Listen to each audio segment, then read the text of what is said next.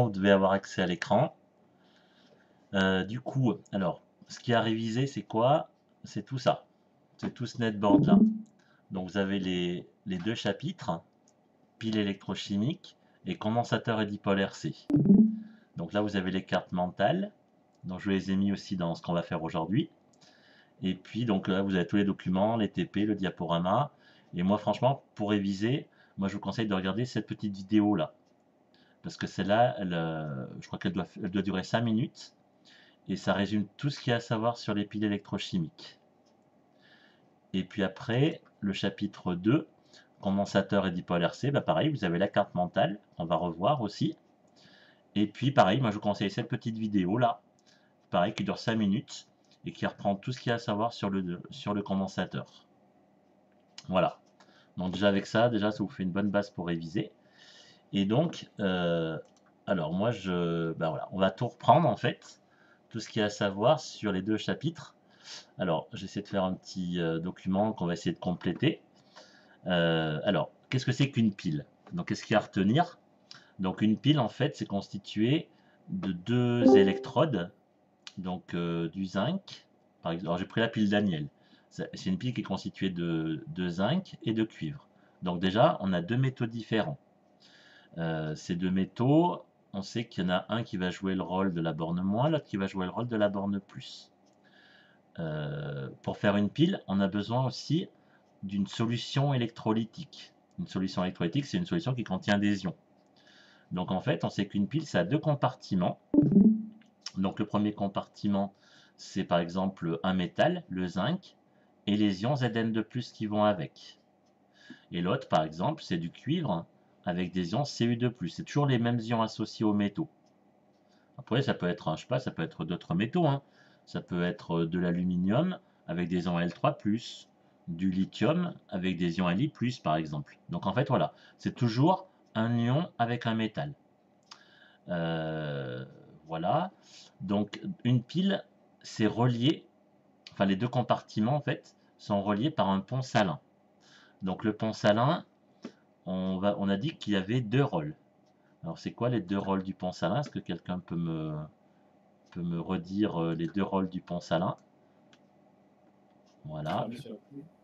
Alors c'est quoi? Vas-y. Fermer le circuit. Alors c'est fermer le circuit, oui. Alors je vais marquer d'ailleurs. Donc fermer le circuit. Il y a un autre rôle. Permettre l'échange d'ions. Et on va le dire sous la forme assurer l'électroneutralité. Donc ça veut dire en fait que si par exemple dans un compartiment il y a des charges qui varient, et ben, le pont salin va faire en sorte de compenser l'excès de charge ou augmenter le défaut de charge. Donc c'est ça les deux rôles du pont salin. Voilà. Du coup, donc ça c'est pour le pont salin. Donc un pont salin, on verra que c'est constitué généralement de deux ions. Donc généralement c'est des ions K+, donc ion positif, et Cl-, chlorure. Donc je rappelle, c'est quoi un pont salin? C'est un pont c'est un tube creux au départ où on met de l'agar-agar avec des ions à l'intérieur. Donc c'est comme ça qu'on fait un pont salin.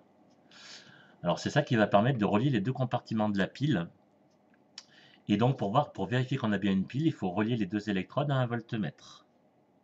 Alors maintenant, il y a plusieurs questions qui vont se poser. Qui va être la borne plus? Qui va être la borne moins? Comment vont circuler le courant? Comment vont circuler les électrons? Quelles réactions ils vont se produire? Voilà, donc ça, il faut connaître toutes ces questions. Alors déjà, quand on place un voltmètre entre les deux bornes de la pile, eh ben on essaye de voir la valeur. Est-ce que la valeur est positive ou est-ce que la valeur est négative? Donc la valeur qu'on va obtenir, c'est ce qu'on appelle grand E. Voilà, c'est ça qu'on avait appelé, en abrégé, je vous avais dit, la force électromotrice de la pile, FEM. Alors si la valeur est positive, ça veut dire que le courant arrive bien par la borne plus de la pile, puisque la borne V du voltmètre, c'est celle-là, là. Donc ça voudra dire que le courant part bien du plus de la pile vers la borne moins de la pile. Si par exemple une valeur moins était affichée, ben, ça aurait voulu dire qu'on s'est trompé de sens de sens. Donc c'est toujours en fait le sens plus vers le sens moins. Si on a un signe moins, c'est que le voltmètre est branché dans le mauvais sens. En fait, il faut juste permuter les bornes. Ça va pour l'instant? Oui. Alors à partir de là, maintenant, on sait qui est la borne plus, on sait qui est la borne moins. Donc la borne plus, c'est toujours là où part le courant et revient vers la borne moins. Donc ça voudra dire que le courant, on voit bien dans ce cas-là ici, il part de la borne plus. Donc la borne plus, elle porte un nom. Ça s'appelle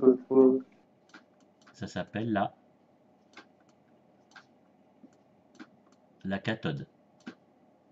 Donc la borne plus dans une pile, c'est la cathode. Et la borne moins dans une pile, c'est l'anode. Donc ça veut dire que le courant I part toujours de la cathode vers l'anode. Ça va toujours? Ce qui fait que les électrons, ben, on sait par définition, par convention, que le sens des électrons, c'est toujours le sens inverse de celui du courant. Donc ça veut dire que si le courant part de la borne plus vers la borne moins, ben, ça veut dire que les électrons, eux, ils partent de la borne moins et ils vont vers la borne plus. Ça va toujours? Alors maintenant, on va essayer d'expliquer comment ça se fait que des électrons puissent partir de la borne moins, puissent être générés par la borne moins et aller vers la borne plus. Donc pour comprendre ça, il faut voir ce qui se passe dans chacun des compartiments de la pile. Alors moi ce que je constate, c'est que dans l'anode, j'ai du zinc. Donc moi j'ai du zinc, Zn, et je sais que je dois libérer des électrons. Puisque les électrons ils partent du zinc. Donc ça veut dire que pour que le zinc libère des électrons, il n'y a pas le choix, il faut qu'il se transforme en Zn de plus.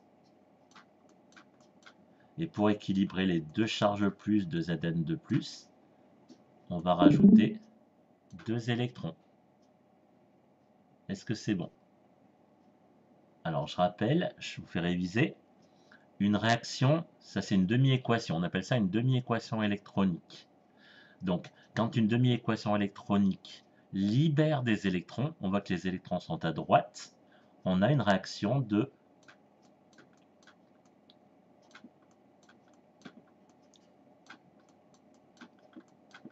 d'oxydation. Donc ce qu'il faut, voilà, donc là on a une réaction d'oxydation au niveau de l'anode. Je rappelle le moyen mémotechnique. Anode, ça commence par une voyelle. Oxydation, ça commence par une voyelle. Donc à l'anode, il se produit toujours une oxydation. Donc qu'est-ce que ça voudra dire? Ça voudra dire que le zinc, quand la pile va débiter, le zinc va se transformer en Zn de plus. Donc ça veut dire que le zinc va s'oxyder. Donc s'il s'oxyde, ça veut dire quoi concrètement? Ça voudra dire qu'au cours du temps, le zinc, il va petit à petit se désagréger, puisqu'il va s'oxyder. Voilà ce qui va se passer dans ce compartiment. Maintenant, je passe à droite. Le compartiment de droite, on a la cathode. Et vous vous rappelez, la cathode, on récupère les électrons. Donc, qu'est-ce qui va récupérer les électrons à la cathode? C'est pas Cu. C'est Cu de plus qui va récupérer les 2 électrons qui ont été libérés. Donc, si Cu de plus récupère les 2 électrons libérés, on va former du cuivre. Et là, les électrons, ils sont à gauche. On les prend. Si on les prend, on a une réaction de réduction. Et je rappelle le moyen mémotechnique. À la cathode, ça commence par une consonne. Réduction, ça commence par une consonne. Est-ce que ça va, ça? Donc concrètement, qu'est-ce qui va se passer? Au cours de la réaction, quand la pile va débiter, le Cu2+ va se transformer en Cu. Donc ça veut dire quoi? Ça veut dire qu'au cours de la réaction, à la cathode, on va former plus de cuivre. L'électrode de cuivre, elle va gonfler en fait. On va former du cuivre, alors que là, on va avoir du zinc qui se désagrège.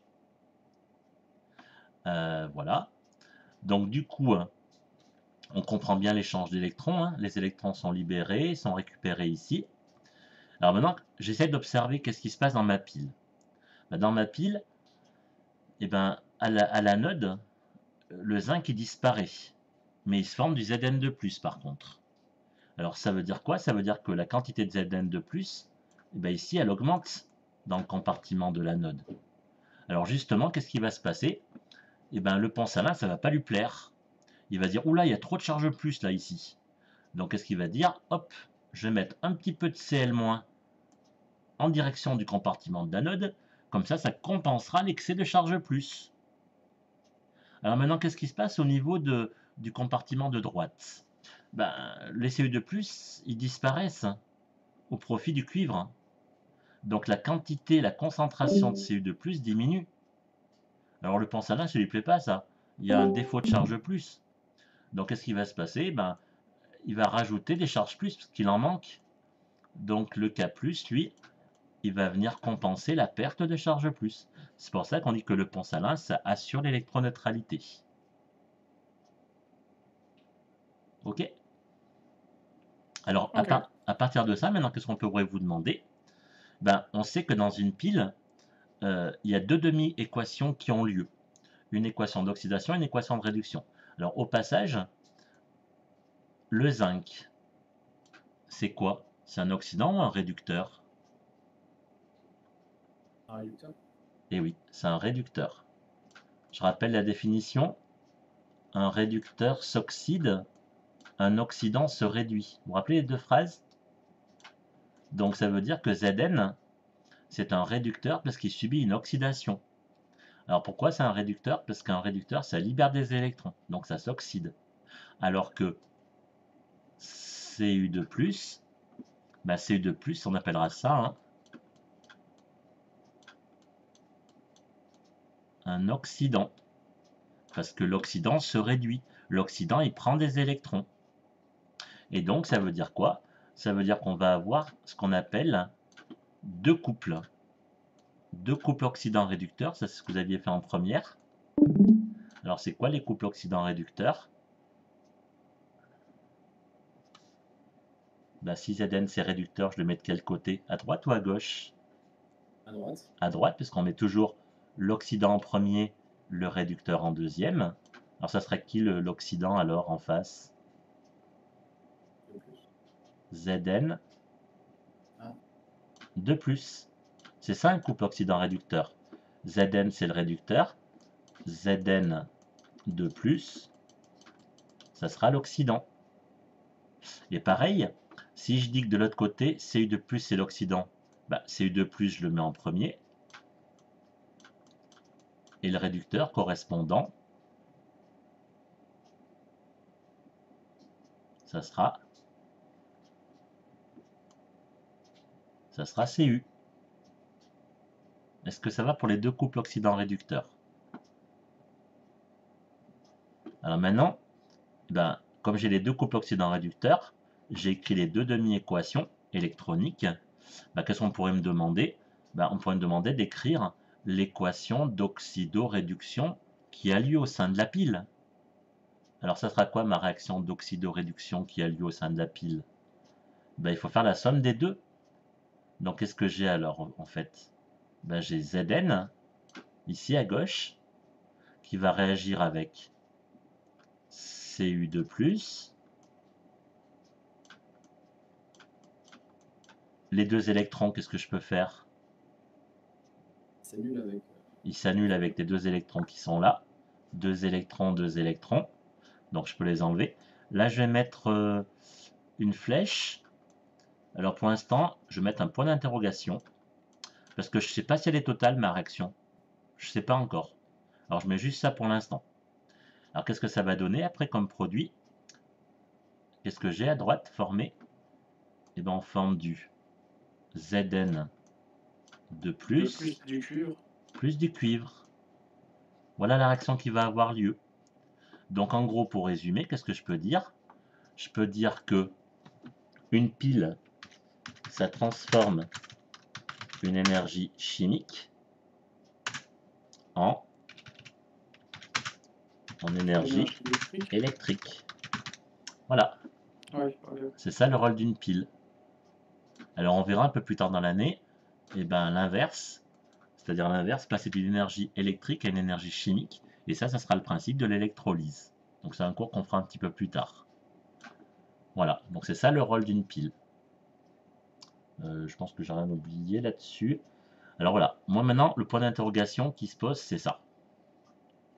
Alors comment je peux répondre à cette question-là? En gros, c'est est-ce que ma réaction, euh, elle est, elle est totale ou pas totale? Voilà, voilà ma question. Alors pour y répondre, eh ben, il va falloir appliquer ce qu'on a vu en cours. C'est-à-dire, on sait que quand on a une réaction, on calcule toujours ce qu'on appelle son quotient de réaction. Vous vous rappelez le quotient de réaction? C'est la concentration des produits divisé. Par la concentration des réactifs. Voilà. Et une fois qu'on a calculé ce quotient de réaction initial, eh ben, il faut regarder, il faut le comparer. Il faut le comparer à une constante K. La constante K, c'est la constante d'équilibre. Et si on s'aperçoit que QRI est plus petit que K, eh ben, ça veut dire que la réaction elle a lieu dans le sens direct de l'équation.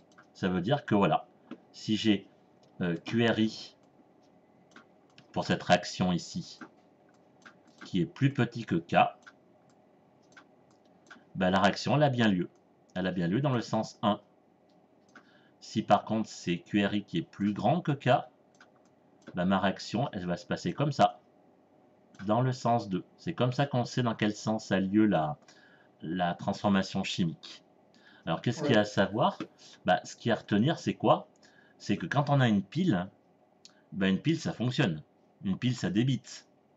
Donc une pile c'est pour l'instant pas en équilibre. Ça sera en équilibre si justement la pile est usée.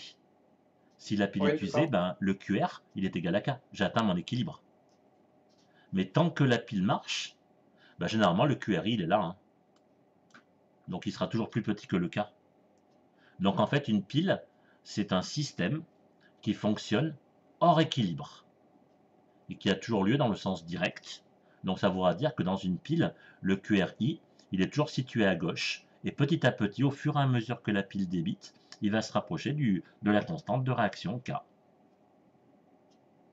Voilà. C'est bon pour la réaction? Oui. Alors maintenant, le dernier aspect à voir sur les piles, c'est ce qu'on appelle la quantité totale, enfin quantité maximale d'électricité d'une pile. Voilà. Alors comment est-ce qu'on peut calculer ça? Alors la quantité maximale d'électricité d'une pile, ça se note grand Q. Et quand une quantité d'électricité, c'est une charge électrique finalement, une quantité d'électricité, ça se mesure toujours en coulombs. Donc en fait, finalement, on a dit qu'il y a deux formules à connaître. D'ailleurs, une formule qu'on va réutiliser avec le dipolaire C d'ailleurs. C'est Q égale, une quantité d'électricité, c'est toujours égal à l'intensité du courant en ampères multiplié par la durée de fonctionnement.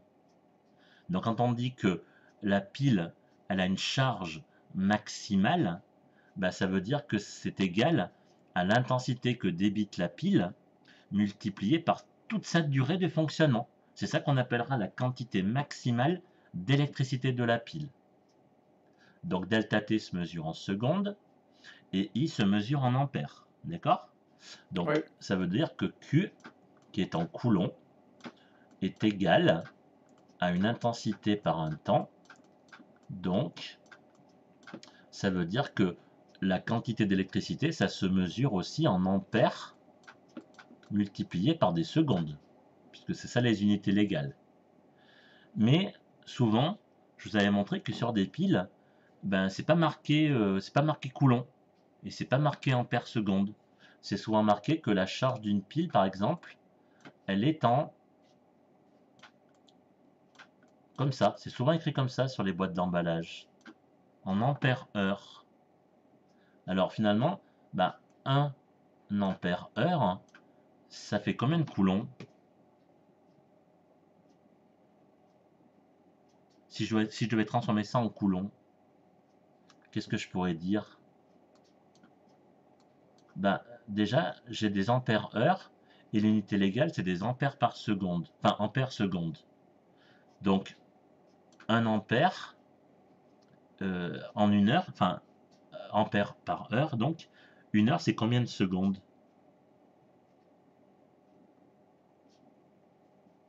3600. Oui, donc ça voudra dire que 1 ampère heure, ça veut dire c'est la quantité d'électricité qui a débité pendant 1 heure. Bah, pour moi je vais dire que c'est égal à 1 ampère multiplié par 3600 secondes. Donc ça voudra dire que 1 ampère heure, c'est 3600 ampères secondes. C'est bien ça. Et comme les ampères secondes, c'est équivalent à des coulombs, et ben donc ça veut dire que 1 ampère heure, c'est égal à 3600 coulombs. Ça va ça? La transformation? Je sais pas, vous dites s'il y a des questions. Bon, bah ça doit être bon. Alors, ça c'est la première formule à connaître. Q égale I fois delta T. Ensuite, la deuxième formule, c'est celle-là. C'est que Q est égal au nombre de moles d'électrons échangés multiplié par la constante de Faraday. Donc la constante de Faraday, hein, c'est une constante qui sera normalement toujours donnée en exercice. Alors qu'est-ce que c'est que cette constante de Faraday? Vous voyez qu'elle se mesure en coulombs par mol. Alors pourquoi? Parce que la constante de Faraday, c'est égal au produit de la charge élémentaire. En gros, c'est la charge d'un électron. Hein.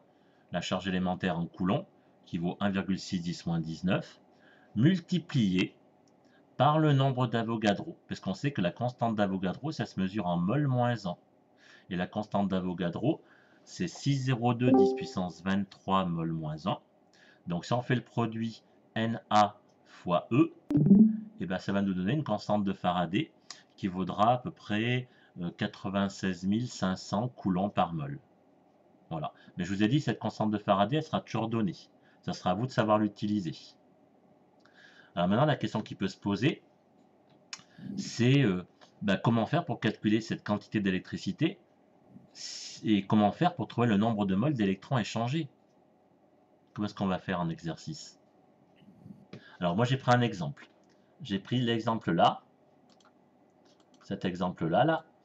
On avait cette équation. Vous voyez, donc ce que je vais faire, je reprends l'équation d'ici. Donc je me place à l'anode, puisque je sais que l'anode, qu'est-ce qu'on a dit? C'est le zinc qui disparaît, c'est bien ça. Donc si le zinc disparaît, il se transforme en Zn2+, on avait dit. Alors justement, quand il se transforme en Zn2+, il libère 2 électrons. Donc, qu'est-ce que je peux dire alors? Moi je peux Il y a dire que... autant de moles de Zn que d'électrons? Eh ben non. Que de moles d'électrons, pardon? Eh ben non. Regarde le bilan molaire. Ah, pardon, 2 fois plus de... Si je prends cette équation, il y aura 2 fois plus d'électrons que Ouais. de zinc qui ont disparu finalement. Lorsque une mole de zinc disparaît, il se forme 2 moles d'électrons, 2 fois plus. Donc ça veut dire quoi? Ça veut dire que le nombre de moles de zinc, vous êtes d'accord que c'est égal à 2 fois le nombre de moles d'électrons. C'est bien ça. Donc, si moi, on me demande de chercher le nombre de moles d'électrons échangés, moi c'est ça que je veux, c'est le nombre de moles d'électrons échangés. Et si je connais le nombre de moles de zinc, comment je fais? Il sera égal à quoi le nombre de moles d'électrons échangés? Ben, il sera égal au nombre de moles de Zn divisé par... non, oui. Ah non, pas fois 2. Divisé par 2. Divisé par 2. Alors, pourquoi je fais ça? Parce que le nombre de moles de zinc, on peut le trouver. Pourquoi on peut le trouver? Parce qu'on sait que l'électrode de zinc, c'est un métal. Donc comme c'est un métal, dans un exercice, on peut très bien vous donner la masse de l'électrode. Donc si vous connaissez la masse de l'électrode, on peut trouver le nombre de moles. Comment on fait pour passer de la masse au nombre de moles? Nombre de moles égale masse divisé par masse molaire, Ben ou voilà. l'inverse? Oui, petit m, donc la masse de l'électrode de zinc divisé par la masse molaire du zinc. Et comme on veut le nombre de moles d'électrons, c'est le petit n sur 2. Donc ça sera ça fois 2. Et donc, si on vous demande de calculer la quantité d'électricité, eh ben, il n'y aura plus qu'à remplacer le nombre de moles d'électrons échangés par cette formule. Donc voilà, j'ai plus qu'à faire ça après. J'aurai la masse de zinc divisé par 2 fois la masse molaire du zinc. Et après, il n'y aura plus qu'à multiplier par la constante de Faraday. Donc voilà, donc ce qui est important là dans ce que je viens de vous expliquer, c'est quoi? Eh bien c'est ça. Il faut bien regarder le nombre de moles d'électrons échangés. Vous voyez, c'est ça qui fait toute la différence. Il se peut que dans certaines réactions, je sais pas, moi je prends Na+, par exemple Na, qui donne Na++ plus 1 électron. Et bien là, moi je peux dire qu'une mole de Na libère une mole d'électrons. C'est comme ça qu'on va savoir en fait le nombre de moles d'électrons échangés. Donc là, il faut bien regarder ça pour bien savoir combien d'électrons sont échangés au sein de la réaction. Voilà. Et enfin, la dernière chose à savoir sur ce premier cours, bah, c'est de savoir au moins citer, reconnaître quelques réducteurs usuels et quelques oxydants usuels, je vous avais dit.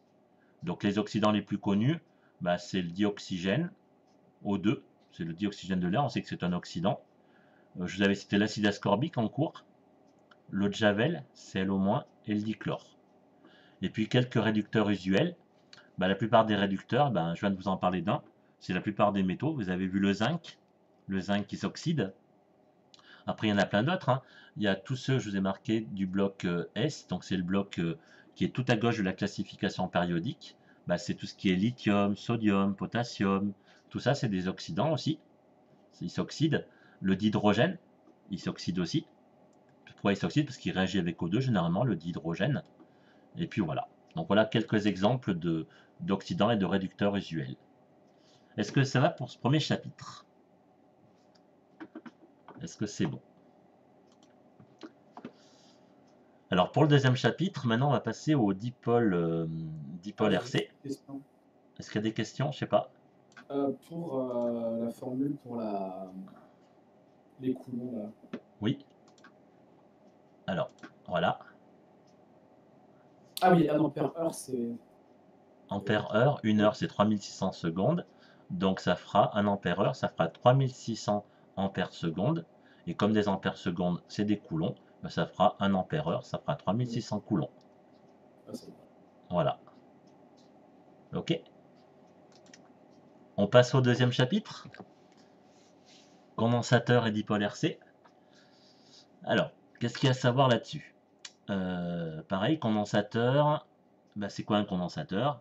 Un condensateur, c'est deux armatures métalliques séparées par un isolant qu'on appelle un diélectrique. Alors ces armatures, elles peuvent avoir différentes surfaces, elles peuvent être séparées avec des différences d'épaisseur, et donc ça va définir ce qu'on va appeler sa capacité. C'est-à-dire qu'en fait, un condensateur, on va voir que ça va se charger et se décharger.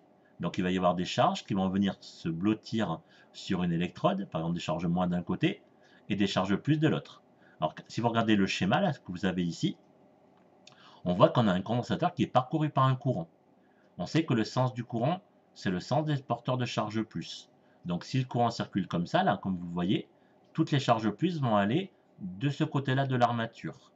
Ce qui fait que du coup, forcément, les charges moins, elles vont venir se blottir de l'autre côté de l'armature. Et ça va créer une tension. Parce qu'on sait qu'un condensateur, c'est comme une résistance. C'est ce qu'on appelle un dipôle. C'est un récepteur. Donc on sait que si l'intensité va vers le bas, la tension UAB va vers le haut. Parce qu'on sait qu'un condensateur reçoit du courant. Donc c'est un récepteur. Donc voilà ce qu'on peut dire. Alors maintenant, ce condensateur, il est caractérisé par ce qu'on appellera sa capacité.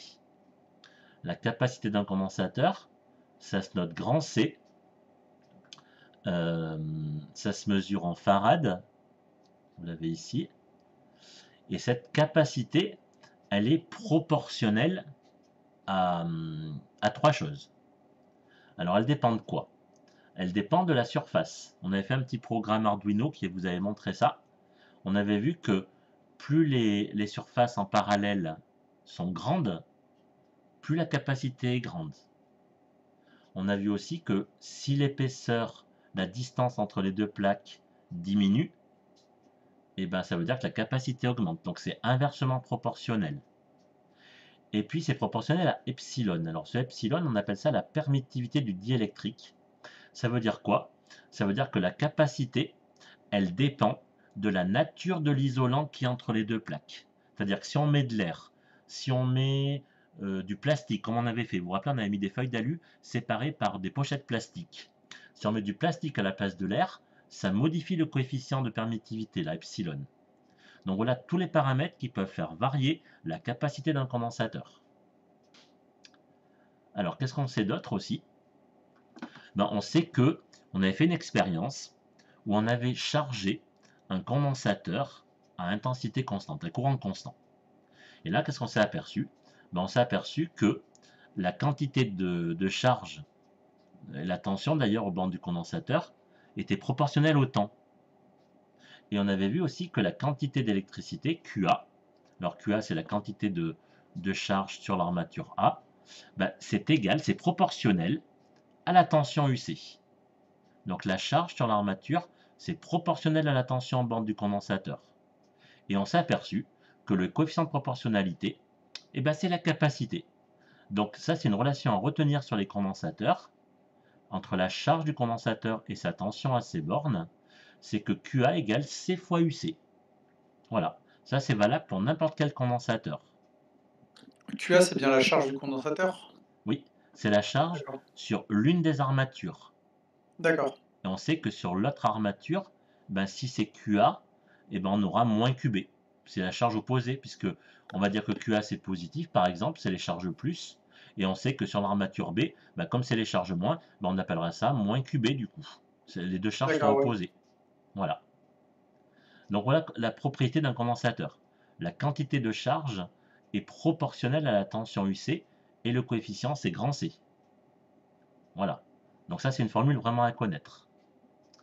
Et après, une autre formule qui est aussi à connaître, qu'on a déjà vu aussi, c'est la formule de l'intensité. Mais attention, c'est l'intensité du courant qui varie au cours du temps. C'est-à-dire c'est plus un courant constant. On sait que c'est un courant dont la valeur change au cours du temps. Donc comme c'est une valeur variable, on écrira petit i de t. Et on sait que comme c'est comment dire, comme l'intensité varie au cours du temps, moi j'aimerais savoir comment elle varie au cours du temps. Et ce que j'aimerais même savoir, c'est comment elle varie sur des tout petits intervalles de temps. Donc comme c'est des petits intervalles de temps, vous vous rappelez ce qu'on avait dit dans le dernier chapitre d'ailleurs aussi, que quand c'est des petits intervalles de temps, au lieu d'écrire delta, on écrit petit d. Ça veut dire que c'est une petite variation de charge sur une petite variation de temps. C'est ça que ça veut dire. Donc I de t, ça s'écrit dq sur dt. Ça, c'est la formule de l'intensité variable en fonction du temps. Donc là, deux formules à bien connaître. Ça va toujours? Alors, si ça va, je continue. Alors maintenant, qu'est-ce qu'il y a à savoir sur le dipôle RC? Alors, un dipôle RC, c'est une association entre une résistance R et un condensateur de capacité C. Ce dipôle RC, on peut le charger, on peut le décharger. Donc c'est pour ça que vous avez ce circuit qui est proposé. Alors si on regarde le premier circuit, vous avez un interrupteur. L'interrupteur, il peut basculer de la position 1 et après basculer sur la position 2. Vous voyez? Donc, moi, ce que je fais d'abord, j'ai un condensateur, je ne sais pas s'il est chargé. Donc la première chose à faire, c'est de le charger d'abord. Donc pour le charger, d'après vous, il faut basculer l'interrupteur en position 1 ou en position 2?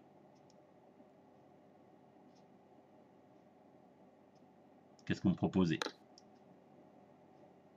En position 1. Oui, c'est ça. Pourquoi? Parce que si on met l'interrupteur en position 1, regardez, c'est quoi le circuit? Il part du générateur, le courant il traverse la résistance, la capacité, et il revient au générateur.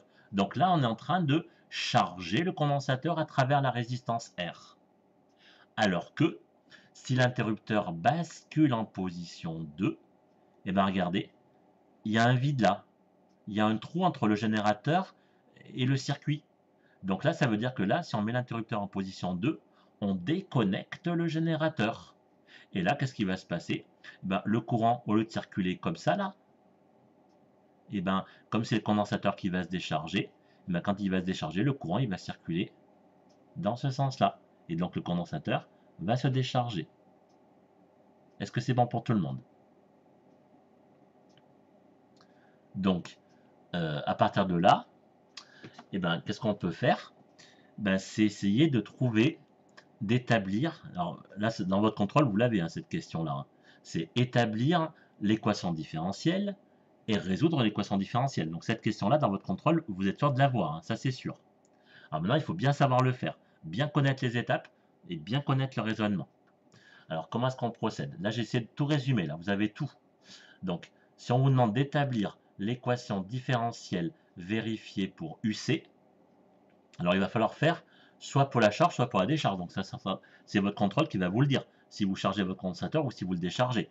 Mais on va essayer de faire les deux cas, comme ça vous aurez vu les deux. Alors, c'est quoi les étapes? Tout d'abord, il faut appliquer la loi d'Émaille.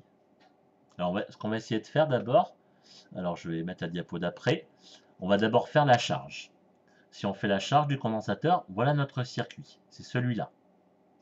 Et lorsqu'on charge un condensateur, la tension UC, ça donne cette forme-là.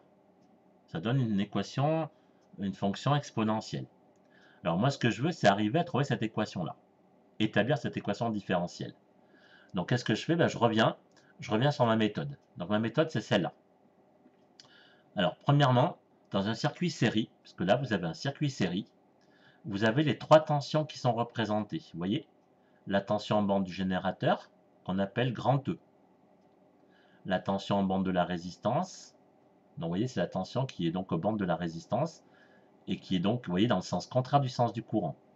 Et on a UC, pareil, qui est dans le sens opposé à celui du courant aussi. Alors, que nous dit la loi d'Émaille? La loi d'Émaille nous dit que la tension aux bornes du générateur, donc grand E, c'est égal à la somme des tensions des autres dipôles. Est-ce que cette loi d'Émaille, c'est acquis pour tout le monde? Donc ça veut dire que la tension du générateur, grand E, c'est égal à UR. plus UC. Voilà. Ça, c'est la première étape. Ça, il faut absolument écrire ça. Ça, je précise bien. C'est dans le cas de la... Je précise, parce que dans la décharge, ce sera différent. Mais dans le cas où le condensateur se charge, voilà ce qu'on va avoir comme circuit et voilà ce qu'on va avoir comme loi d'Émaille. Ensuite, ça y est, j'ai écrit ma loi d'Émaille. Maintenant, j'applique la deuxième loi. La deuxième loi, c'est la loi d'Ohm. Donc la loi d'Ohm, vous avez vu ça au collège.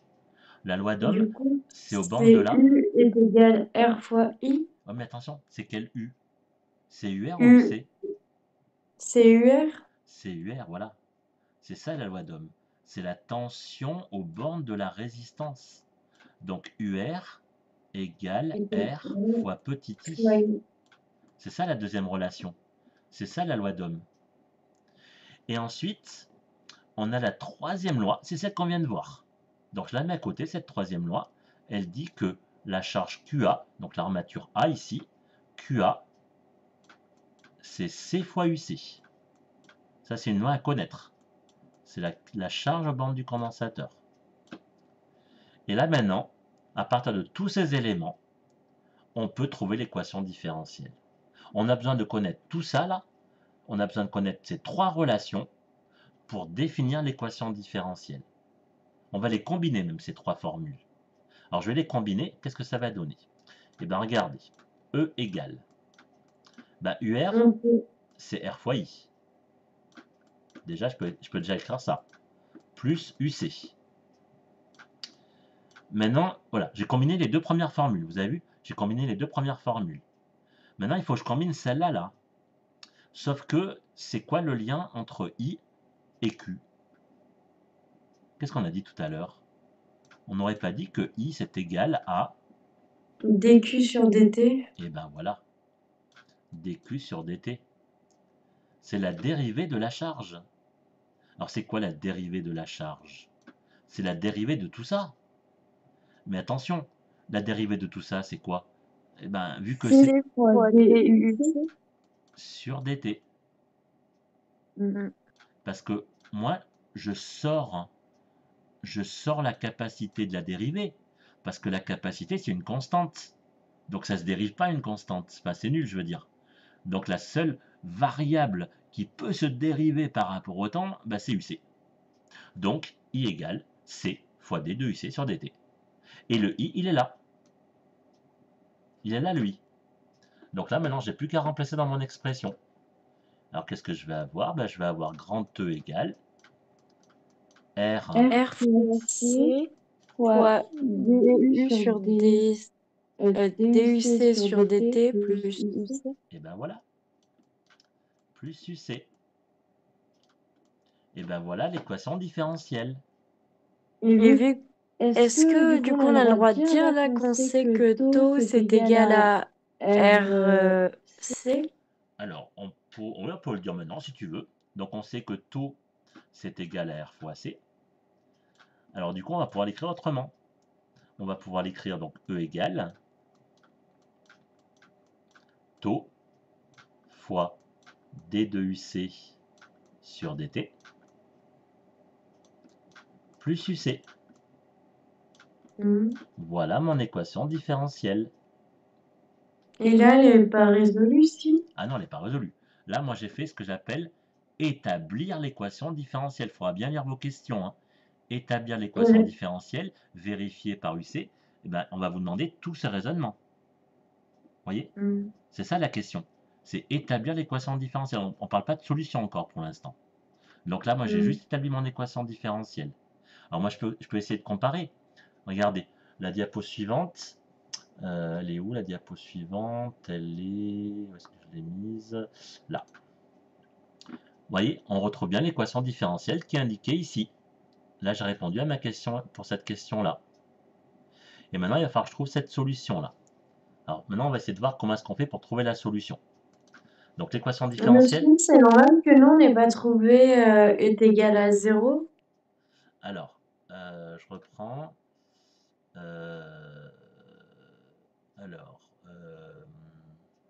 Non, ça c'est une erreur en fait. Elle n'est pas égale à 0, puisque c'est la charge. La charge, c'est égal à grand E. Donc, vous voyez, il y a une erreur là sur la feuille. Donc, c'est uniquement ça en fait, l'équation différentielle. Alors, du coup, maintenant, il nous reste ça. Il nous reste cette partie-là à traiter. Résolution de l'équation différentielle. Donc, il faut trouver la solution de cette équation différentielle.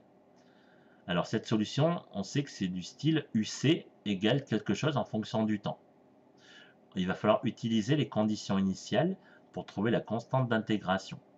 Alors, comment est-ce qu'on va faire? Généralement, en exercice, qu'est-ce qu'on va vous dire? On va vous donner une solution. Hein. Ce n'est pas vous qui allez l'inventer. Donc, on va vous dire en exercice, voilà, vérifiez que telle solution est bien solution de l'équation différentielle. Voilà la question que vous allez avoir. Donc, moi, je vous en donne une solution. Moi, je vous dis que UC, c'est égal. Je vais faire comme la même démonstration que j'ai fait avec ce qu'on a fait en thermique cette semaine. Je vais faire la même démonstration. Vous voyez, au lieu d'avoir température là, moi j'ai mis UC. Vous voyez, c'est la même démonstration que celle que j'ai faite lundi. Et ben, je vais écrire ça comme ça. A égale exponentielle moins alpha t plus b. Voilà, moi je vous donne cette solution-là. Moi je dis que cette solution est solution de l'équation différentielle. À vous de le vérifier. Du coup, ça nous sera donné quoi qu'il arrive, on n'a pas à le trouver. Ah non, pas du tout, ça sera toujours donné. D'accord. Vous allez vous servir de la solution qui vous sera donnée et après c'est à vous de la transformer, d'appliquer les conditions initiales pour trouver les inconnus. Je rappelle que les inconnus c'est quoi? C'est grand A, alpha et B. Voilà. Quand on dit résoudre l'équation différentielle, ça veut dire quoi? Ça veut dire à quoi est égal A, à quoi est égal alpha et à quoi est égal B. C'est ça la résolution. Il faut trouver ces trois inconnus. Donc il faut forcément qu'on vous les donne, ces trois inconnus. Vous ne pouvez pas les deviner comme ça. Donc cette solution est donnée. Alors maintenant, c'est à vous de dire comment vous allez utiliser cette solution. Qu'est-ce que vous allez lui faire subir à cette solution? Déjà, on va la dériver, non? Et oui, parce que regardez, on a le DUC Parce sur que dt oui, là. on a la dérivée de DU sur DC, du coup, on la dérive. Et oui, pour la remplacer après. Donc on va dériver. Si on dérive l'expression précédente par rapport au temps, et ben ça sera égal à quoi? La dérivée de b, ça fait quoi? B, c'est une constante. 0. Ça fera 0. Donc ça, on peut l'enlever. Donc il n'y a plus que ça à dériver maintenant. Alors on sait que a, c'est une constante. Donc ça, je ne vais pas pouvoir la dériver, donc je la laisse comme ça. La seule partie qui va être dérivée, la seule partie qui dépend du temps, ben c'est ça. C'est l'exponentielle. Alors vous vous rappelez la formule? Quand on a exponentielle moins alpha t, comment est-ce qu'on dérive ça? Ça fait A exponentielle, alpha Oui. exponentielle moins alpha t. Alors il va manquer juste un tout petit truc. C'est alpha t, faut... de toute façon. Non, il va manquer un tout petit truc là dans ce que tu m'as dit. Parce que c'est pas Euh, exponentielle alpha t que tu as. C'est exponentielle moins alpha t. Ah, j'ai oublié le moins. Voilà. Pas oublier le moins. Si vous avez un moins dans l'exponentielle, le moins, c'est ça que vous dérivez. C'est ça qui ressort de l'exponentielle. C'est le moins alpha. Donc c'est le moins alpha qu'on va mettre devant grand A. Du coup, ça nous fait moins A alpha exponentielle moins alpha sur t. Alpha t. Voilà, c'est ça. Alpha t. Donc voilà. Là, vous avez UC. Là, vous avez trouvé d2UC sur dt. Et bien maintenant, regardez. Il n'y a plus qu'à remplacer dans l'expression là. Vous voyez? Maintenant, il n'y en a plus qu'à remplacer. Vous avez tout là. Maintenant, il n'y a plus qu'à remplacer dans l'équation. C'est ça quand on dit résoudre l'équation. Ben, c'est quoi résoudre l'équation? Ben, c'est remplacer les grandeurs. La grandeur, c'est UC et D2UC sur DT. Ben, il faut remplacer UC par sa formule et il faut remplacer D2UC sur DT par sa formule. Vous voyez? Ah oui, ok. Ça va pour ça, vous voyez, le D2UC, on va le remplacer par ça. Et le UC, on va le remplacer par ça. Donc, qu'est-ce que ça va donner? Alors, ça va donner Ça quoi? va donner. Alors, grand E, je vous remets la Est formule. égal alpha Alors, je vous remets la formule. Donc, Taux. c'est taux d'abord. Taux, taux fois plutôt voilà, taux multiplié par, moins A alpha exponentielle moins alpha t. voilà. Mais il n'y a pas le moins là du coup? Si, Vous si, avez Il pas est oublié devant le le moins? taux. il est devant le taux, je l'ai mis devant. Ah, on peut le mettre devant le taux? Ah bah bien sûr, parce que c'est tout ça. Oui, qui ça est- change rien. Ça change rien, parce que tout est multiplié. Donc, s'il y a un signe moins quelque part, il va ressortir devant. Donc, ça, c'est taux fois D2UC sur DT, tout ça. Après, qu'est-ce qu'il faut qu'on rajoute Oui. encore? Plus UC. Plus UC, ben voilà. Et alors, c'est quoi UC? On a dit que c'était Bah, égal à UC, c'est A A exponentielle. exponentielle moins alpha t plus b. Voilà. Vous voyez ce qu'on a fait? Et ça, c'est Oui. égal à grand E. Alors maintenant, je regarde.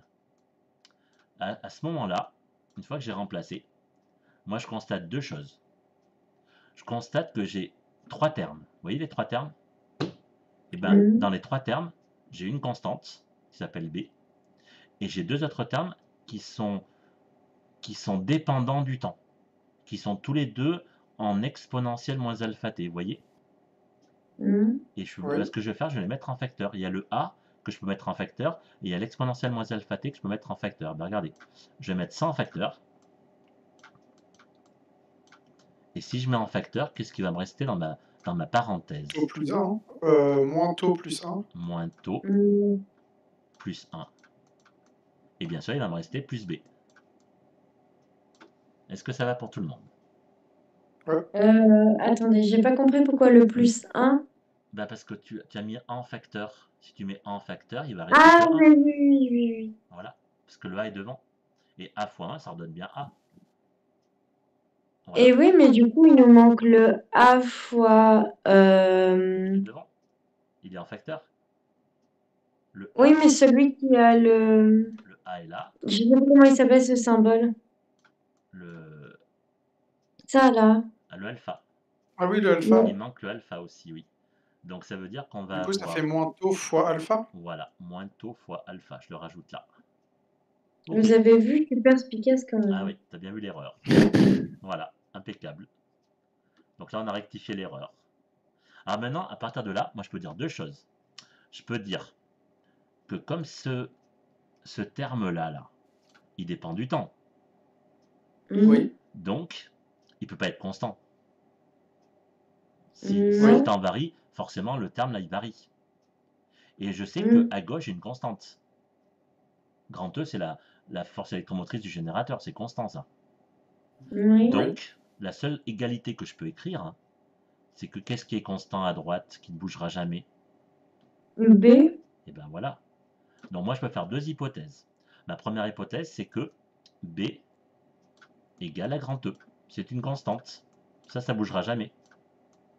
Et ça voudra dire que ça vaudra quoi?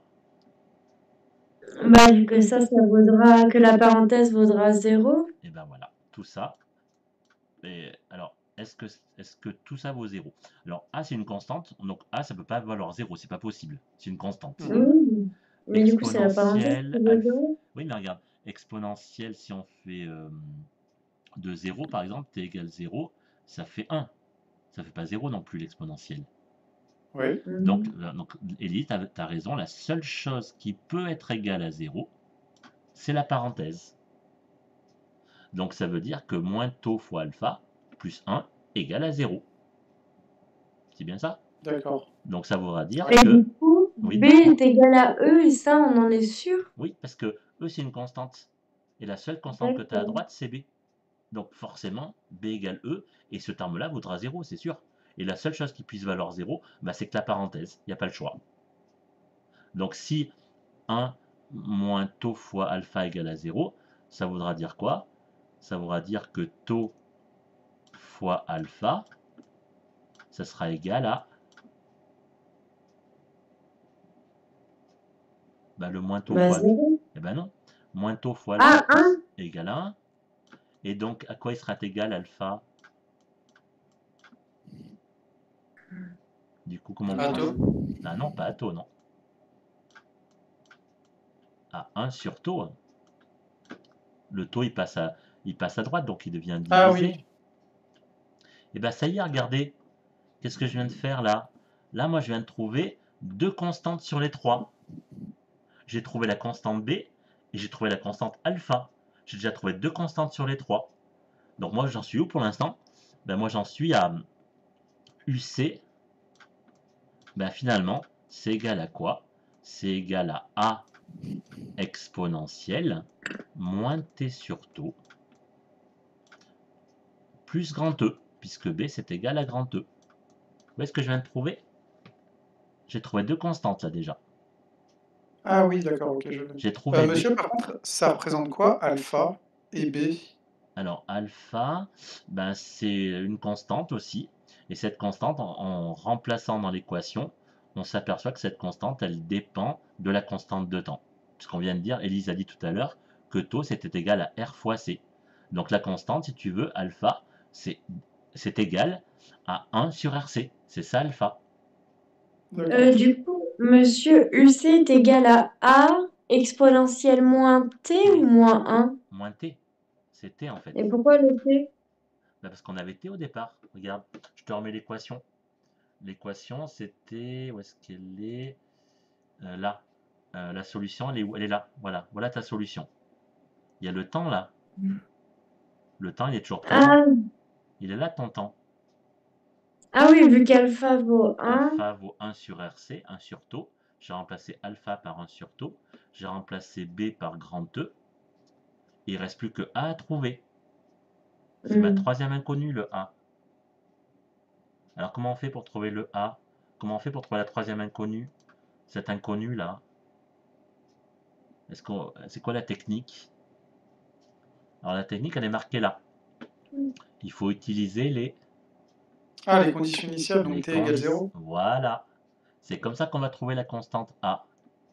Donc, si je me mets à T égale 0, je sais quoi? Je sais que UC, il vaut combien à T égale 0? 0. A fois 1 plus E. Alors, il vaudra... Moi, je me dis 0. Oui, parce qu'il vaudra 0. Pourquoi? Parce qu'au départ, à T égale 0... Oui. Parce que vu que moins T sur tau, et bah, vu que T, ça sera égal à 0, ça fera exponentielle de... Même pas, regarde. À T égale 0, le condensateur, il n'est pas chargé. Il est là. Ah oui. Ah, Vous avez le aussi, schéma juste à côté, regardez. Il n'est pas Mhm. chargé à T égale 0, le condensateur. Donc sa tension à t égale 0, moi je l'ai, elle est marquée là. Elle vaut 0. S'il avait été chargé, eh ben, on serait parti d'une tension très élevée et on aurait descendu. Donc la tension aurait été égale à E au départ par contre. Mais là, comme il est déchargé, ben, on démarre de 0. Il est déchargé le condensateur. Donc ça fait 0. Mais alors attention après, qu'est-ce qui va rester? Ben, il va rester A exponentielle moins t sur taux. Mais attention, t il vaut combien on a dit? Il vaut 0, donc ça fait exponentielle 0, donc c'est égal à 1. Ça vaut 1. Plus E. Plus E. Ce qui fait, ben ça y est, je peux le trouver la constante A. Ça A sera égale UC moins E. Non, mais UC ça vaut 0. Oh, putain. E égale moins E. Égale moins E, voilà. J'ai pas compris. Et ben je te remets l'équation là, regarde. 0 égale A fois 1. Tu es d'accord, ça fait bien A fois 1. Ça fait A plus E. Voilà ce que j'ai pour l'instant. Donc A sera égal à quoi? Moins E. Donc c'est quoi ma solution? Ben, c'est que U de C, c'est égal à moins E. Ouais, j'ai plus qu'à remplacer maintenant. Je remplace mes trois constantes, je les ai trouvées. Ben, j'ai plus qu'à les remplacer. Ça fera moins E exponentielle moins T sur taux. Et plus B. Et B, c'est quoi? C'est plus E. Plus E. J'ai plus trop de place. Je sais pas si vous voyez. Ah, c'est bon. C'est bon. Donc, ben, je vais écrire l'équation finale ici, parce que j'ai plus de place. Ben, regardez, j'ai moins E et j'ai plus E. Qu'est-ce que je peux faire? Ben, je peux mettre le E en facteur, vous voyez? Si je mets E en facteur, qu'est-ce qui va me rester? C'est E facteur de moins E exponentielle moins T sur taux? Non. Plus 1? Non, ça sera E facteur de 1. Moins 1. Moins. Bah, c'est pas moins. Et oui, ça sera 1 ici. Moins exponentielle moins T sur taux. Et je retrouve ça. Je retrouve la solution qui est là. Vous voyez? Du coup, ça nous ferait qu'on est UT est égal à E, E facteur de 1 moins E sur 1 moins exponentielle moins T sur taux. Et oui, puisque taux égale RC, on trouve bien l'expression qu'on a là. Ah oui. Et oui, c'est toi, Elise, qui m'a dit que taux était égal à RC, donc on l'a remplacé ici. Alors, vous vous rappelez comment est-ce qu'on fait pour trouver taux? Taux égale RC? Oui, mais graphiquement. Ah, mince. Il y a deux méthodes. Je les ai mises là, les deux méthodes. Pour trouver taux. Ça, oui, c'est le 63% de la limite. Voilà. Ça, je vous le demanderai au contrôle. Hein. Donc, c'est deux méthodes. Soit on trace la tangente à l'origine qui coupe l'asymptote. Et quand elle coupe l'asymptote, vous voyez, vous tracez une perpendiculaire et cette perpendiculaire coupe la tension UC au bout du temps T égale taux. Et là, vous trouvez votre temps de taux. Ça, c'est la première méthode. La deuxième méthode, comme tu as dit, Carmine, eh ben, on sait qu'on prend 63%. Alors, 63% de la valeur maximale, grand E, eh ben, ça fera 0,63 fois grand E. On calcule, on reporte sur le graphique et on trouve le temps de taux. Oui. D'accord? Et monsieur? Oui. Dans la solution que vous avez encadrée en vert, il y a écrit UC est égal à E facteur de 1 moins moins exponentielle T sur RC. Et pourquoi il n'y a pas le moins du coup sur moins T sur taux? Exponentielle, bah, c'est aussi une erreur. Je te le remets là. Voilà. Okay. C'est une erreur, il y a plein d'erreurs dans ce truc. Voilà, donc c'est moins T sur RC. Voilà. Donc en gros, je vous rappelle comment on fait pour trouver le 63%. C'est très simple. Oui. Alors pour trouver le 63%, il suffit de faire ça. Moi, je veux la tension lorsque le temps est égal à taux. C'est bien ça que je veux, moi. Alors comment je vais faire? Bah, j'ai juste à remplacer. Moi, je fais grand E facteur de 1 moins exponentielle. La formule, c'est moins T sur taux, hein, c'est ça que j'ai écrit. Et ben regardez, si T égale taux sur taux, et ben, ça fera E moins taux sur taux. Et c'est quoi E moins taux sur taux? Exponentielle moins 1. Et ben voilà. Et donc là, vous avez 1 moins exponentielle moins 1. Et si vous calculez sur votre calculatrice exponentielle moins 1, ça doit vous donner 0,37. Et donc ça va faire que E facteur de 1 moins 0,37 et ben ça va vous donner E fois 0,63. Et c'est le 0,63 qu'on retrouve ici. Vous voyez comment on a fait pour retrouver ça? D'accord. Et on a le choix entre les deux méthodes du coup. Voilà. Du Si coup. on te demande en exercice de déterminer graphiquement le tantôt, ben tu choisis la méthode que tu veux, sachant que la deuxième méthode ici, elle est beaucoup plus précise. Oui. Ouais, mais tu as le choix. Tu as le choix entre ces deux méthodes. C'est pour ça que je t'ai mis les deux ici. Ça va pour la charge? Alors, eh ben, on va faire la même chose pour la décharge. Donc la décharge, c'est voilà, c'est ça. Alors, je me suis trompé. Pardon. Hop, je vais faire ça comme ça. Donc voilà, pour la décharge, qu'est-ce que je peux dire? Il n'y a plus de générateur, vous êtes d'accord? Oui. Parce qu'on est déconnecté, on a mis l'interrupteur en position 2. Donc si on a mis l'interrupteur en position 2, ben, qu'est-ce qu'on a comme tension? On a UR et on a UC, c'est ça? Oui. Donc en fait, on va faire la même chose. Moi, j'applique la même méthode que tout à l'heure. Donc je veux trouver l'équation différentielle. Donc moi, je veux trouver cette équation-là. Alors comment je fais? Ben, j'applique d'abord la loi des mailles. Donc vu qu'il n'y a que deux tensions, ça sera vite vu. Ça sera quoi? Ça sera UR plus UC égale à E. Et non, et non, et plus de générateur. Ah mince. Il a disparu. Donc ça sera égal à quoi du coup? À 0. Et ben voilà, on est déconnecté. Donc il n'y a plus de générateur, donc c'est égal à 0 maintenant. C'est ça la différence entre la charge et la décharge. Là, ça veut dire. Du coup, il n'y a plus de E. Eh ben non, on a basculé l'interrupteur en position 2. Donc si on a basculé l'interrupteur en position 2, tu vois, il n'y a plus de générateur maintenant. Donc il n'y a plus de grand E. Il n'y a plus de générateur. Donc ça, au lieu de marquer grand E, bah, ça sera égal à 0 la décharge. Est-ce que ça va? Oui. Alors maintenant, ça c'est ma première loi. Ça c'est la loi des mailles. Après on a Du dit, coup, après, c'est que UR c'est égal à RI, ça on peut le réutiliser, non? eh ben je le remets, tu vois, je vais le faire directement. Je vais mettre RI plus UC égale à 0. Voilà, ça c'est ma deuxième étape.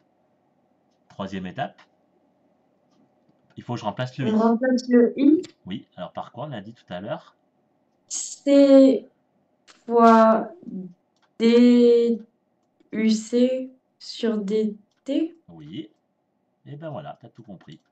Plus UC voilà, égale. est égal à 0. Et on a dit que le RC, tu peux le remplacer par le taux si tu voulais tout à l'heure.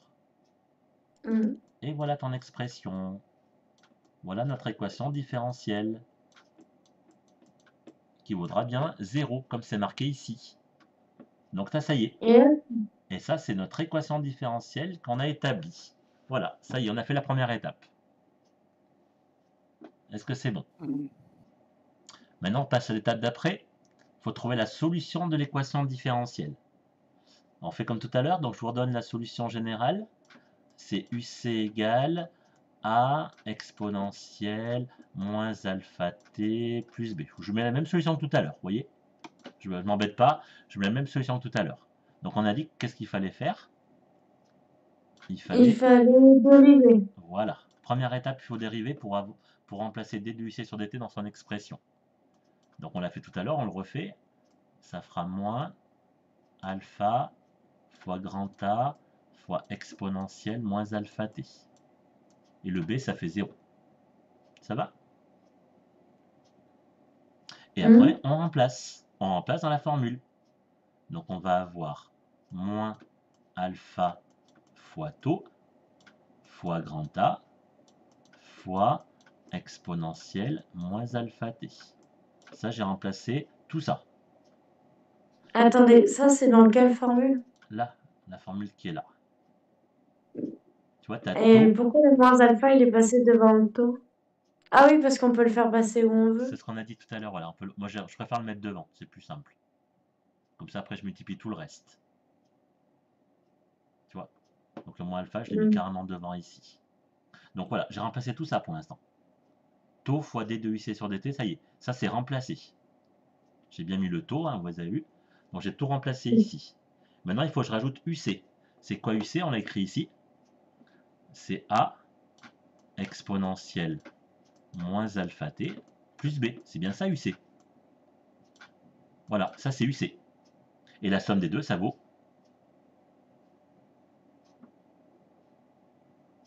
C'est égal à quoi tout ça?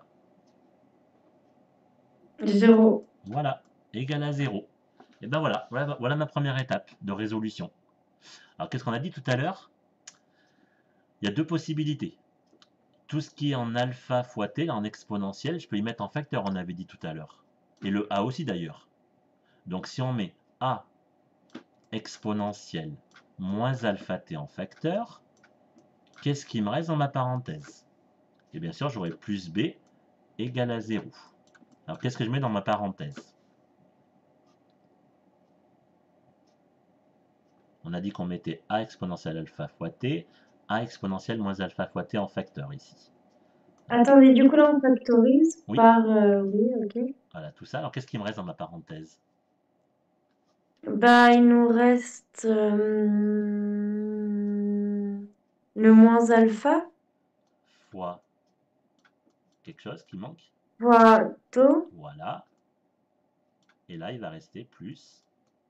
plus bah, 1. Voilà. Alors, c'est quoi maintenant les deux hypothèses qu'on a dit tout à l'heure? Eh bien, vu que ça varie, et on sait qu'on a une constante. Donc, deux possibilités, on a dit. La constante, Bah, elle que vaudra. B soit égal à 0. Voilà, ça c'est ma première condition, parce que c'est une constante B. Donc, dans ce cas-là, B sera égal à ce qu'il y a de ce côté-là. Et ce côté-là, c'est 0. Donc, ma première constante, elle vaut 0. Voilà, ça c'est fait. Maintenant, c'est comme ma deuxième identification. Pour que ce Que soit la parenthèse vaut 0. Et oui, parce qu'on sait que ça fait 0 à droite. Donc, A, c'est pas égal à 0, ça marche pas. Exponentielle de 0, ça fait 1, ça marche pas non plus. Ça fera pas 0 du coup. Donc la seule chose qui pourra être égale à 0, c'est la parenthèse. Donc qu'est-ce qu'on va dire du coup? Moins alpha fois taux plus 1 égale à 0, ça voudra dire que alpha... Moins alpha fois taux, ça ferait moins 1. Oui, donc alpha fois taux, ça sera égal à 1. Donc alpha sera égal à...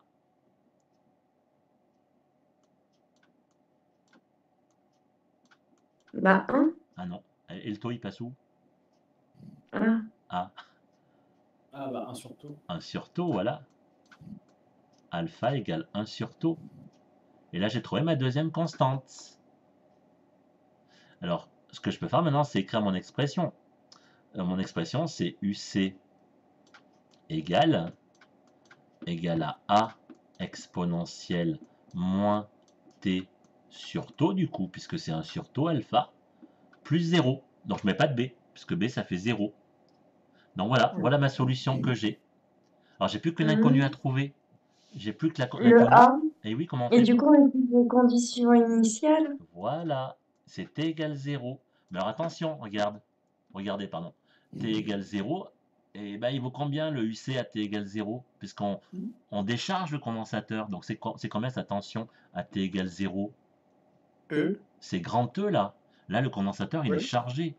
Donc ça veut dire qu'à t égale 0, moi je remplace UC par grand E, et je mets que c'est égal à A exponentielle de 0, puisque t égale 0.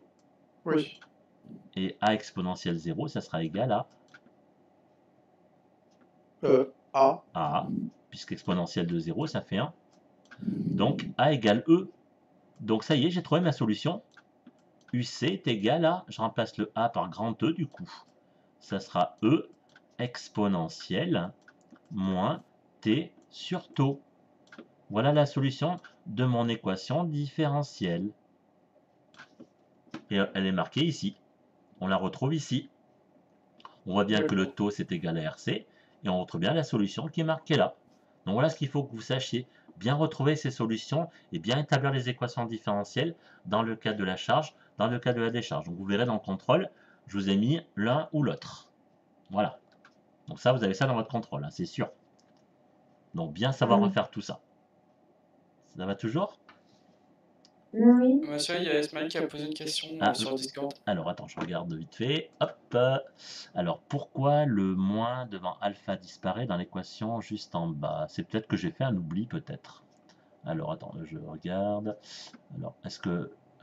oui, donc je regarde un petit peu tout le monde. Ok, alors, je reviens sur mon oubli, sûrement, j'ai dû faire un oubli. Où est-ce qu'il est, mon oubli? Alors, il m'a dit où est-ce que le moins disparaissait, par contre. Non, le moins, il est... Ah Pour oui, le moins, ah, c'est là. alpha, C'est là, là. C'est que le moins est oublié ici, je pense. C'est ça, Ismaël? C'est E exponentielle moins T sur RC. Donc, il y a toujours le moins, là. Le moins est toujours présent. Hein. Moins. Voilà, le moins est toujours présent partout, en fait. Donc, je sais pas si c'est ça, Ismaël. Tu me dis. Donc, la solution, c'est toujours... Il y a toujours le moins. Le moins, il disparaît pas. Hein. Alors, pourquoi le moins devant alpha disparaît dans l'équation juste en bas? Non, je sais pas si j'ai répondu, Ismaël. Donc, le moins, il disparaît pas. Hein. Il est toujours présent. Hein.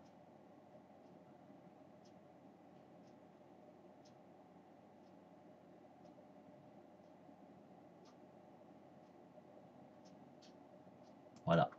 Donc c'était ça l'erreur. Hein. Donc j'ai rectifié l'erreur. C'est E égale exponentielle moins T sur RC. Donc vous voyez sur ce que je vous ai donné, il y avait plein d'erreurs là. Donc c'est bien de tout revérifier. Alors justement, pareil, si on vous demande de trouver taux dans la décharge, c'est faisable aussi. Vous voyez, vous tracez la tangente à l'origine. et du coup, elle ira directement toucher à taux. Voilà. Et là, elle va directement toucher l'axe 0 là. Et du coup, hop, vous n'avez plus qu'à remonter sur votre graphique et vous avez taux.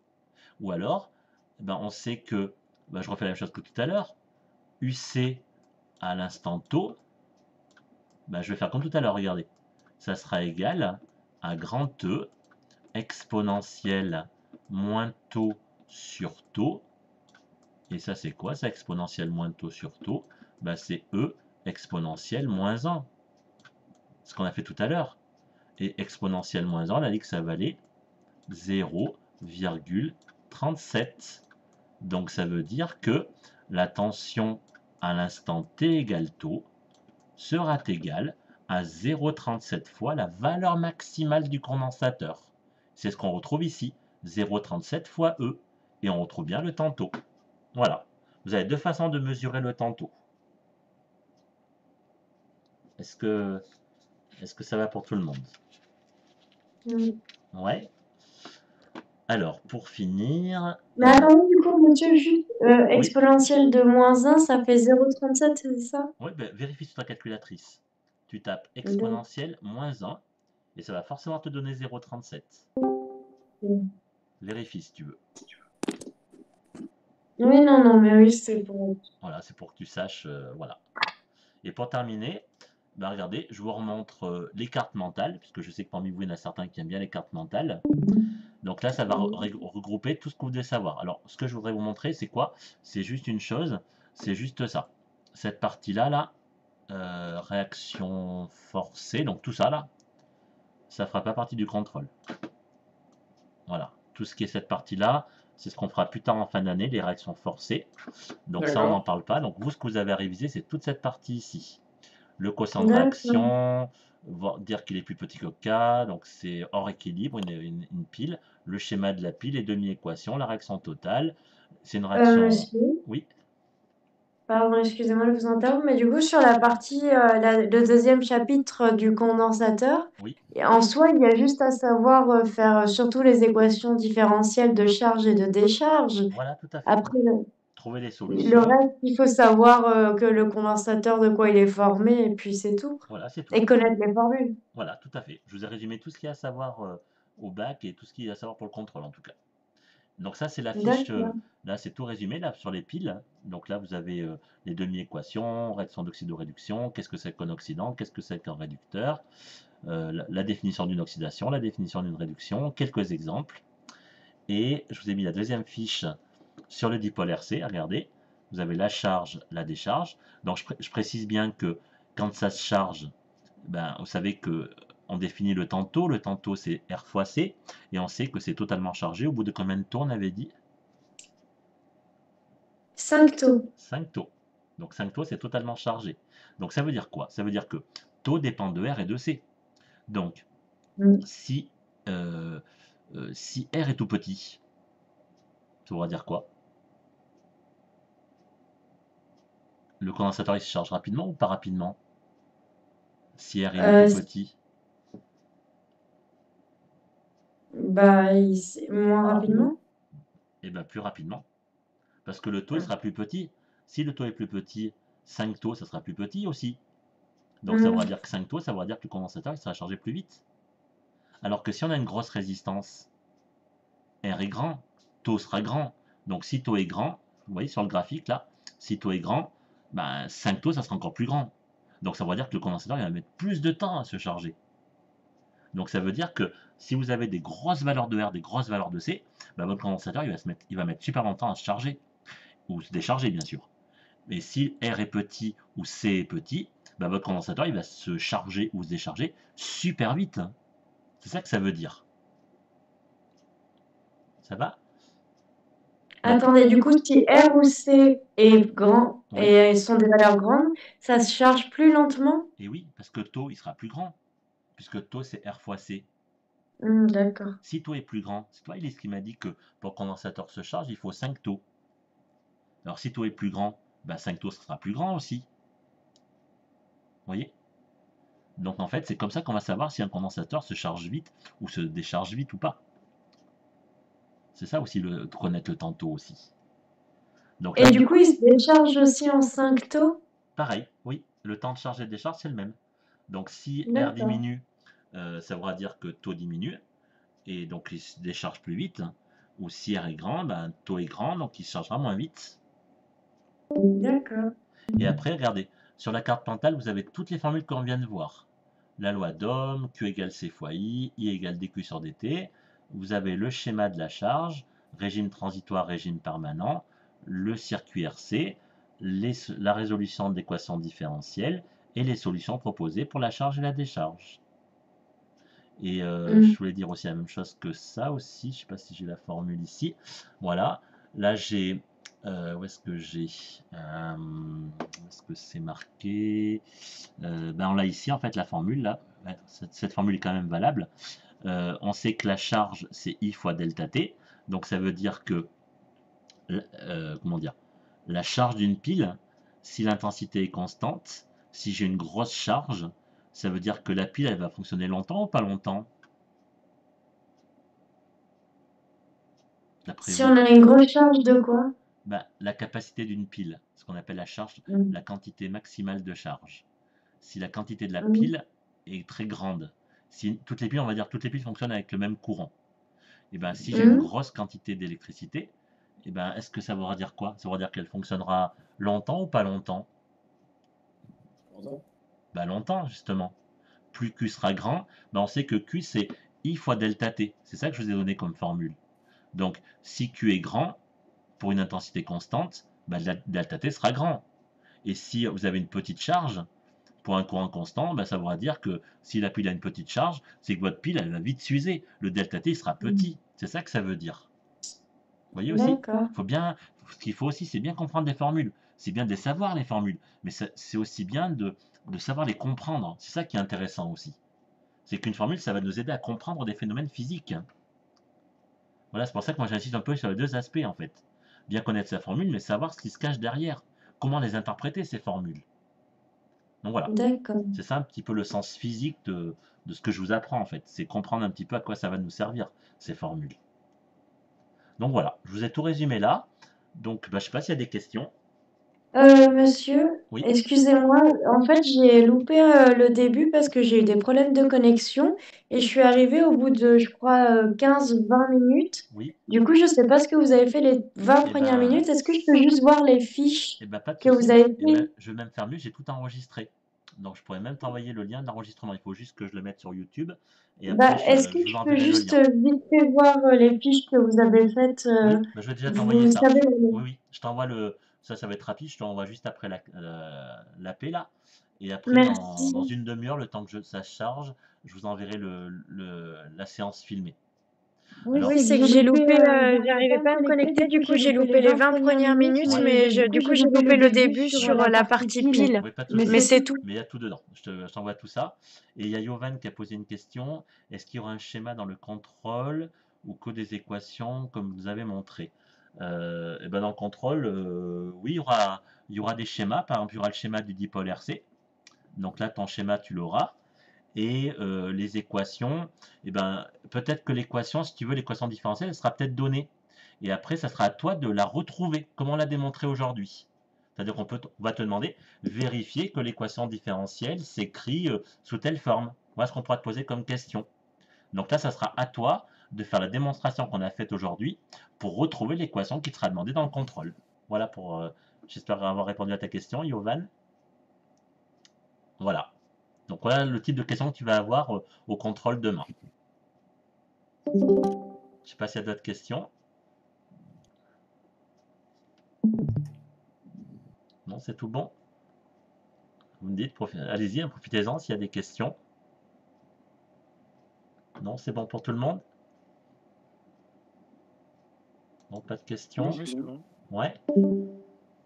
Ok, bah écoutez, on va arrêter là pour aujourd'hui. Alors du coup, ben, je vous envoie tout ça. Donc je vous envoie les fiches là et puis la vidéo dans quelques minutes. Voilà. Ben, je l'envoie ici et j'envoie sur Pronote. Je fais les deux. Le lien, comme ça vous arrange pour que ça touche tout le monde, je sais pas. C'est quoi le mieux? Ben, c'est quoi le mieux pour diffuser la vidéo? C'est Discord ou Pronote? Est-ce que tout le monde est sur Discord? Je sais pas. On fait les deux, monsieur. On fait les deux, ouais, ça sera peut-être plus sûr. Ok, ben je fais ça. Ok, bon, ben je vous souhaite une bonne après-midi du coup. Merci à vous aussi, au revoir. Alors, au revoir.